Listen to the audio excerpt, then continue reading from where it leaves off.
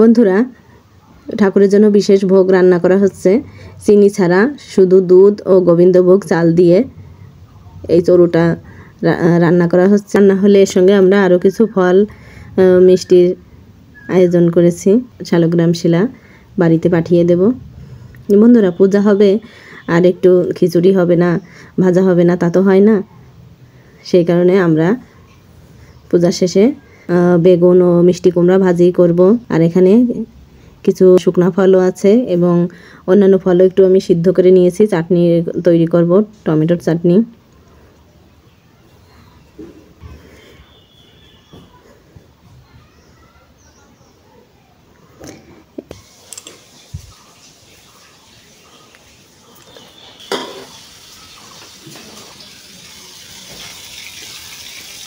আমার চাটনিও তৈরি হয়ে গেছে। একটু তেল, পাঁচফোড়ন, আদা বাটা দিয়ে দিয়েছি। মশলাটা একটু কষিয়ে চাটনিটা আমি দিয়ে একটু ভাজা মশলা দিয়ে দিলাম। এতে যেমন স্বাদ হবে, ঘ্রাণও হবে তেমন। এখন আমি খিচুড়ি রান্না করব। তার জন্য চালের সাথে লবণ, হলুদ, তেজপাতা খুব সুন্দরভাবে মেখে নিলাম। এখন কড়াইয়ে তেল গরম করে নেব। আদা বাটা,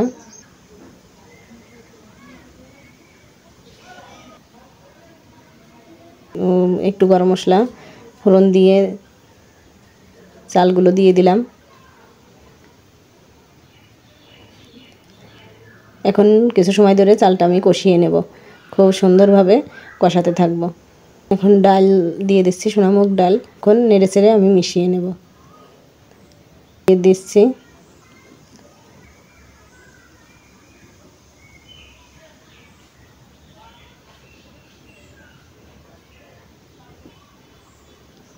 একটু চিনি দিয়ে দিলাম।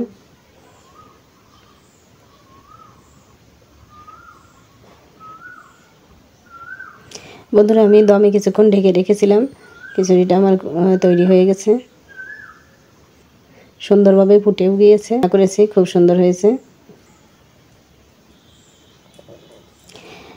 বন্ধু,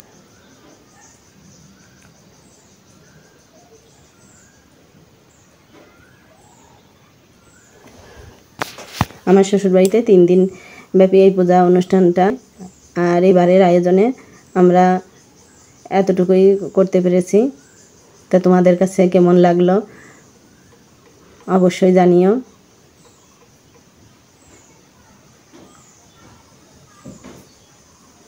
একজন একজন করে এখন প্রত্যেককে দেব।